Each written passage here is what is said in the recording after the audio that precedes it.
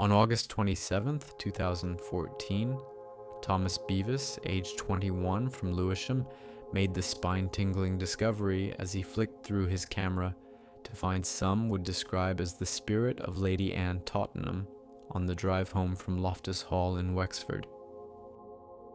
The shocking discovery led to national news outlets in Ireland to cover the story, such as the Irish Independent. Soon after, paranormal videos started circulating online showing paranormal activity in the mansion. The truth behind this activity turned out to be far more sinister than anyone could have imagined. Known as the house where Satan lives, today we will be investigating and exposing the demonic nature of Loftus Hall, Ireland's most haunted house. Loftus Hall, a grand and eerie mansion, has long been called the most haunted house in Ireland, a place where tales of ghosts, dark forces, and tragic souls have lived on for generations. But what makes this old estate so terrifying? Is it the chilling story of Lady Anne Tottenham, who is said to have met the devil himself one stormy night? Or is it the countless reports of unexplained sounds, ghostly figures, and the overwhelming sense that you're never truly alone? Before we go deeper into this haunted tale, please consider subscribing to the channel. If you're new here, we post about true paranormal activity and encounters of these events. One of the most frightening stories tied to Loftus Hall happened in 1775, when the Tottenham family lived there. They had inherited the hall through marriage. Life in the mansion was lonely, especially for young Anne Tottenham, who longed for company in the cold, quiet winters. One night, during a violent storm, a mysterious stranger on horseback arrived at the door. He was handsome, well-spoken, and mysterious.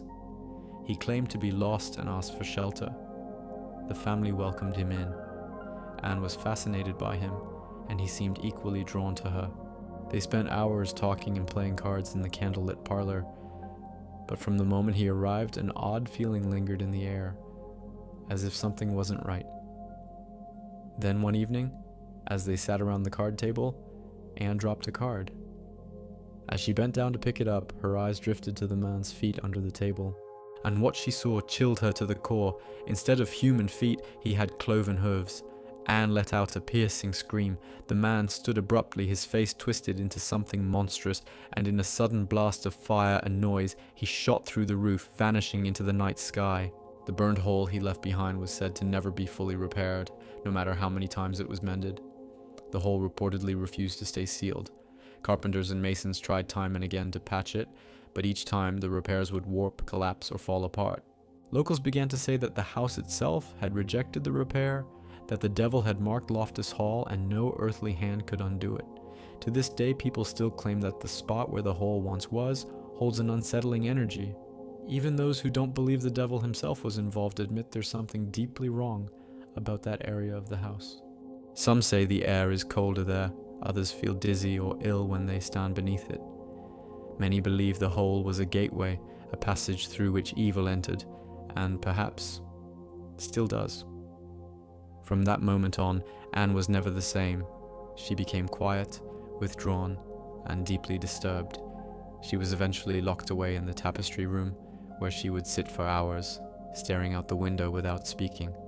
Her health declined, and not long after, she died in that very room. It's said her spirit never left, trapped in the place where her mind and heart were broken. In 1917, during renovations, a child was found in the walls of the tapestry room. Could have this been the child of the mysterious man and Lady Anne Tottenham? Over the centuries, many people have claimed to see a pale figure of a woman walking the halls of Loftus Hall. Some believe it's Anne, her restless soul still searching for peace. With a reputation as Ireland's most haunted house, it's no surprise that Loftus Hall has attracted the attention of paranormal investigators from around the world, including teams from well-known shows like Ghost Hunters International, who featured the mansion in an episode that left even their seasoned crew shaken.